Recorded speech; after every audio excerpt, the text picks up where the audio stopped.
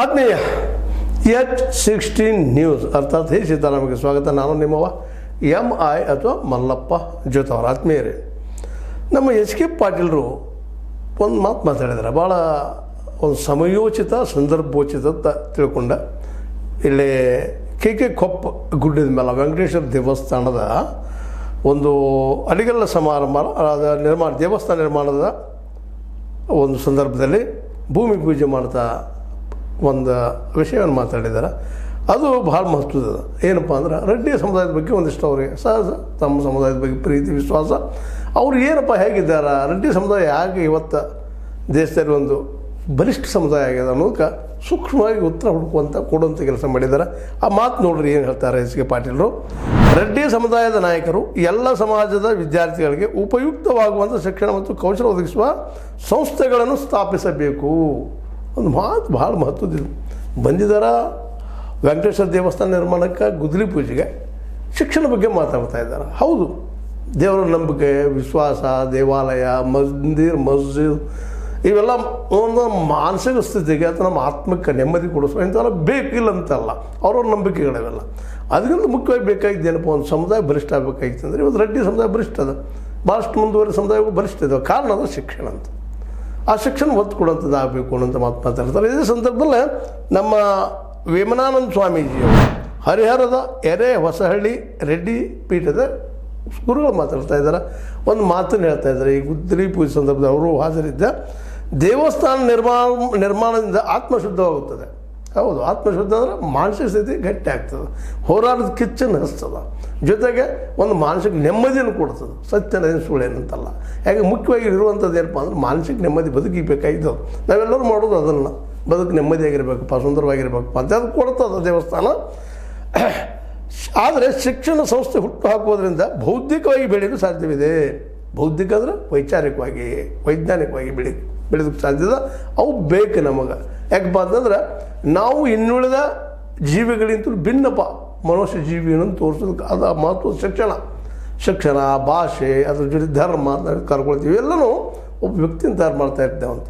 ಈ ನೆಲೆಯಲ್ಲೇ ಈ ನಮ್ಮ ವೆಂಕಟೇಶ್ವರ ದೇವಸ್ಥಾನ ನಿರ್ಮಾಣ ಸಂದರ್ಭದಲ್ಲಿ ಕೆಲವೊಂದು ಜನ ಭಾಗವಹಿಸಿ ತಮ್ಮ ಭಾವನೆಗಳು ವ್ಯಕ್ತಪಡಿಸಿದ್ದಾರೆ. ಅದು ನಮಗೆ HK ಪಾಟೀಲರ ಮಾತು. ಜೊತೆಗೆ ನಮ್ಮ ವೇಮನಾನಂದ ಸ್ವಾಮೀಜಿಯವರ ಹರಿಹರದ ಎರೆ ಹೊಸಹಳ್ಳಿ ರೆಡ್ಡಿ ಗುರುಪೀಠ ಸ್ವಾಮೀಜಿ ಬಗ್ಗೆ ಯಾಕೆ ಒತ್ತಿ ಹೇಳ್ತಾ ಇದ್ದೀನಪ್ಪ ಅಂತಂದ್ರೆ, ಇಲ್ಲೇ ಶಿಕ್ಷಣಕ್ಕೆ ಭಾಳ ಆದ್ಯತೆ ಕೊಡಬೇಕಾಗಿದೆ ನಮ್ಮಲ್ಲಿ ಅನ್ನುವಂಥದ್ದು. ದೇವಸ್ಥಾನಗಳಿಗಿಂತಲೂ ಒಂದಕ್ಕೆ ಹೆಚ್ಚಿಗೆ ಅನ್ನುವಂಗೆ ಮಾತಾಡೋದನ್ನು ನೋಡಿದಾಗ ದೇವರು ನಮ್ಮಲ್ಲಿ ಇದ್ದಾನೆ, ದೇವರು ನಾವು ಪೂಜಿಸೋನು, ಆರಾಧಿಸೋನು. ಅದಕ್ಕಿಂತ ಮುಖ್ಯವಾಗಿ ಇಲ್ಲಿ ಬೌದ್ಧಿಕ ಬದುಕು, ವೈಚಾರಿಕತೆ ಮತ್ತು ಜೊತೆಗೆ ಈ ಒಂದು ಲೌಕಿಕ ಬದುಕೋದಕ್ಕೆ ಮುಖ್ಯವಾಗಿ ಬೇಕಾಗಿದ್ದೇನಪ್ಪ ಅಂದ್ರೆ ಶಿಕ್ಷಣ ಬೇಕು. ಶಿಕ್ಷಣದಿಂದಾಗೆ ಆರ್ಥಿಕ ಪರಿಸ್ಥಿತಿ ಶುದ್ಧ ಆಗ್ತದೆ, ಅದ್ರ ಜೊತೆಗೆ ರಾಜಕೀಯ ಪರಿಸ್ಥಿತಿ ಶುದ್ಧ ಆಗ್ತದೆ, ಒಳ್ಳೆಯ ಮನಸ್ಸುಗಳು ಬೆಳಿತಾವೆ, ಅದ್ರ ಜೊತೆಗೆ ಎಲ್ಲರೂ ಬದುಕಿಸಬೇಕು ಅನ್ನೋಂಥ ವಿಚಾರಗಳು ಬರ್ತಾ ಇದ್ದಾವೆ. ಶಿಕ್ಷಣ ಅನ್ನೋದು ಭಾಳ ಅದ್ಭುತ ಮತ್ತು ಅತಿ ಅವಶ್ಯ ಅನ್ನುವಂಥ ಮಾತನ್ನು ಈ ಸಂದರ್ಭದಲ್ಲಿ ಹೇಳ್ತಾ ಇದ್ದಾರೆ. ಹೀಗಾಗಿ ಈ ಇಬ್ಬರ ಮಾತು, ಒಬ್ಬ ರಾಜಕೀಯ ಮನುಷ್ಯ HK ಪಾಟೀಲ್ ಅವ್ರ ಇತಿಹಾಸ ನೋಡಿದಾಗ, ಅವ್ರ ತಂದೆಯವ್ರ ಇತಿಹಾಸ ನೋಡಿದಾಗ, ಅವ್ರ ಡೆವಲಪ್ಮೆಂಟ್ಗಳು ನೋಡಿದಾಗ, ಅವ್ರ ಊರಿಗೆ ಹೋಗಿ ನೋಡಿದರೆ ಗದಗ ಸುತ್ತಮುತ್ತ ಅವ್ರ ಊರಿಗೆ ಹೋಯ್ತಪ್ಪ ಅಂತಂದ್ರೆ ಎಷ್ಟೊಂದು ಶಿಕ್ಷಣ ಸಂಸ್ಥೆಗಳು ಹುಟ್ಟಾಕಿದ್ದಾರೆ, ಕೈಗಾರಿಕೆಗಳು ಹುಟ್ಟಾಕಿದ್ದಾರೆ. ಸೋಲು ಗೆಲುವು ಬೇರೆ ವಿಷಯ, ಬಟ್ ಆ ಭಾಗದಲ್ಲೇ ಭಾಳಷ್ಟು ಸಾಧನೆ ಮಾಡಿದ್ದಾರೆ. ಈವನ್ ಕರ್ನಾಟಕ ಯೂನಿವರ್ಸಿಟಿಯಲ್ಲಿ ಒಬ್ಬ ಸಿಂಡಿಕೇಟ್ ಮೆಂಬರ್ ಆಗಿಯೂ ಸಾಕಷ್ಟು ವರ್ಕ್ ಮಾಡಿದ್ದಾರೆ.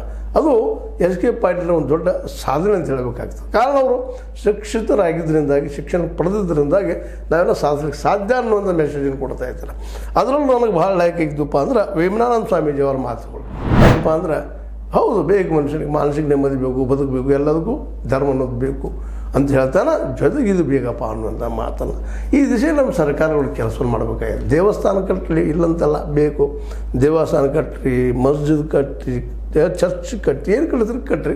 ಇವತ್ತು ಚರ್ಚ್ಗಳು ಸಹಿತ ಶೈಕ್ಷಣಿಕ ಎಷ್ಟೊಂದು ಮಹತ್ವ ಕೊಡ್ತಾ ಇದ್ದಾವೆ, ನಾವು ಗಮನಿಸಬೇಕಾಗಿದೆ. ಆದರೆ ಈ ದಿಶೆಯಲ್ಲೇ ಒಂದಿಷ್ಟು ಏನಪ್ಪ ಅಂದ್ರೆ ಇಸ್ಲಾಂ ಧರ್ಮದ ನಂಬಿಕೆಯಲ್ಲಿದ್ದಂಥ ಜನ ಮಸ್ಜಿದನ್ನು ಕಟ್ಟೋ ಜೊತೆಗೆ ಮದರಸಾಗಳಿರ್ತಾವೆ, ಆದರೆ ಆದಷ್ಟು ಇನ್ನಷ್ಟು ವೈಜ್ಞಾನಿಕ ಮನೋವೃತ್ತಿ ಬೆಳೆಸುವಂತಹ ಅಲ್ಲಿ ಶಿಕ್ಷಣ ಸಿಕ್ಕರೆ ಭಾಳ ಉತ್ತಮ ಆಗ್ತದೆ ಅಂತೇಳಿ. ಹೌದು, ಅಲ್ಲಾಹನ ಬಗ್ಗೆ ನೀವು ಭಕ್ತಿಯಿಂದ ನಡ್ಕೊಳ್ರಿ. ನಾವು ಹಿಂದೂಗಳು ಭಗವಂತನ ಬಗ್ಗೆ ಭಕ್ತಿಯಿಂದ ನಡ್ಕೊಳ್ಳು, ಕ್ರಿಶ್ಚಿಯನ್ರು ಗಾಡ್ ಬಗ್ಗೆ ಮಾಡಲಿ, ಅದು ತಪ್ಪಂತಲ್ಲ. ಅವ್ರ ಮಾನಸಿಕ ನೆಮ್ಮದಿ ಇರಲಿ, ಮಾಡಲಿ. ತಪ್ಪೋ ಸರಿ ಡಿಸ್ಕಷನ್ ಇಲ್ಲಲ್ಲ, ದೇವ್ರು ಇದ್ದಾನೋ ಇಲ್ಲವೋ ಡಿಸ್ಕಷನ್ ಇಲ್ಲಲ್ಲ. ಮುಖ್ಯವಾಗಿ ಏನಪ್ಪ ಅಂತಂದ್ರೆ ಮುಖ್ಯ ಬೇಕಾಗಿದ್ದು ಇಲ್ಲಿ ಮಾನಸಿಕ ನೆಮ್ಮದಿ ಬೇಕಂತ ಶಿಕ್ಷಣ ಬೇಕು ಅಂತೇಳಿ ಶಿಕ್ಷಣಕ್ಕೆ ಎಲ್ಲರೂ ಆದ್ಯತೆ ಕೊಡಬೇಕಾಗಿದೆ. ಕೇವಲ ಸರ್ಕಾರ ಡ್ಯೂಟಿ ಐತೆ ಯಾರು ಬಿಡುವಂಥದ್ದಲ್ಲ. ಆಲ್ರೆಡಿ ನಮ್ಮ ಮಠ ಮಂದಿರಗಳು ಅನೇಕ ಮಸ್ಜಿದ್ಗಳು ಮಾಡ್ತಾ ಇದ್ದಾವಿಲ್ಲ ಅಂತಲ್ಲ.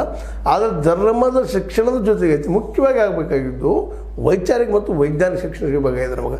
ಇವತ್ತು ಜಗತ್ತಲ್ಲಿ ನೋಡ್ರಿ ನೀವು, ಅಮೇರಿಕ ಆಗಿರ್ಬೋದು ಅಥವಾ ನಮ್ಮ ಯುರೋಪಿಯನ್ ಕಂಟ್ರಿಯ ದೇಶಗಳಾಗಿರ್ಬೋದು, ಅದರಲ್ಲೂ ಪಶ್ಚಿಮ ಈ ಯುರೋಪ್ ಖಂಡದ ದೇಶಗಳಾಗಿರ್ಬೋದು, ಇವೆಲ್ಲವೂ ವಿಶೇಷವಾಗಿ ಇವತ್ತು ಭಾಳಷ್ಟು ಡೆವಲಪ್ ಆಗಿದ್ದ ಕಾರಣ ಅಂದ್ರೆ ಶಿಕ್ಷಣ.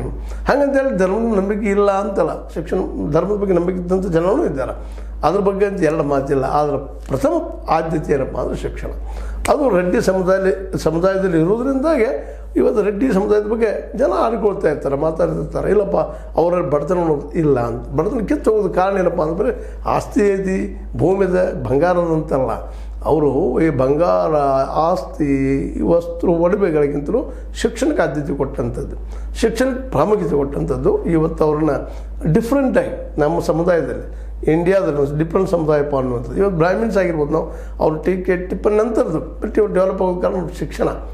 ಇವತ್ತು ಜೈನ್ ಸಮುದಾಯ ಆಗಿರ್ಬೋದು, ಇನ್ನುಳಿದ ಯಾವುದೇ ಸಮುದಾಯ ಆಗಿರ್ಬೋದು, ಇವರು ಶಿಕ್ಷಣಕ್ಕೆ ಆದ್ಯತೆ ಕೊಟ್ಟಿದ್ದಕ್ಕಾಗಿಯೇ ಇವತ್ತು ಬಂದಿದ್ದು. ಅದಕ್ಕಾಗಿ ಅಂಬೇಡ್ಕರ್ ಅವ್ರ ಮೇಲೆ ವಾದ ಮಾಡ್ತಾಯಿದ್ದು ಶಿಕ್ಷಣ ಎಲ್ಲರಿಗೂ ಸಿಗಬೇಕು ಅಂತೇಳಿ.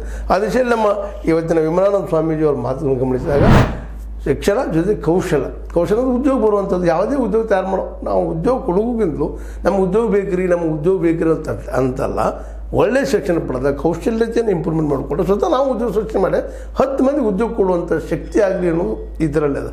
ಭಾಳ ಸೂಕ್ಷ್ಮದ ಬುದ್ಧಿವಂತ ಜನ ತಮ್ಮದೊಂದು ಒಂದೇನಪ್ಪ ಸಮುದಾಯದ ಬಗ್ಗೆ ಒಳ್ಳೆ ಕಾಳಜಿ ಮಾಡ್ಕೊಂಡು ಜೊತೆಗೆ ಇನ್ನೂ ಜನ ಬದುಕುವಂಥದ್ದು.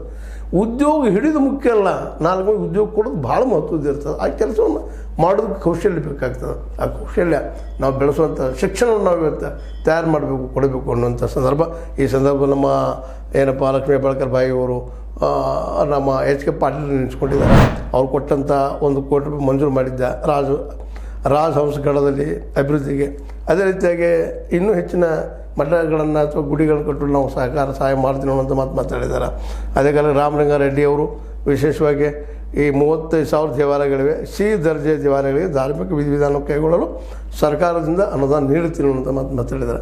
ಅಂದರೆ ಏಕಕಾಲಕ್ಕೆ ಧರ್ಮ, ದೇವಾಲಯ ಜೊತೆಗೆ ಡೆವಲಪ್ಮೆಂಟ್, ಈ ಮಾತುಗಳು ನಾವು ಇಲ್ಲೆಲ್ಲ ಕಾಣ್ತಾ ಇದ್ವಿ.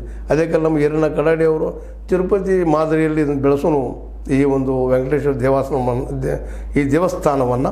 ಅದರ ಜೊತೆಗೆ ಅವರು ತಮ್ಮ ಸಂಸದರ ಪ್ರದೇಶಾಭಿವೃದ್ಧಿ ನಿಧಿಯಿಂದ 25 ಲಕ್ಷ ಕೊಟ್ಟಿದ್ದೀನಿ, ನಾನು ಸ್ವಂತ 1 ಲಕ್ಷ ಕೊಡ್ತಾಯಿದ್ದೀನಿ ಅನ್ನೊಂದು ಮಾತಾಡಿದ್ದಾರೆ.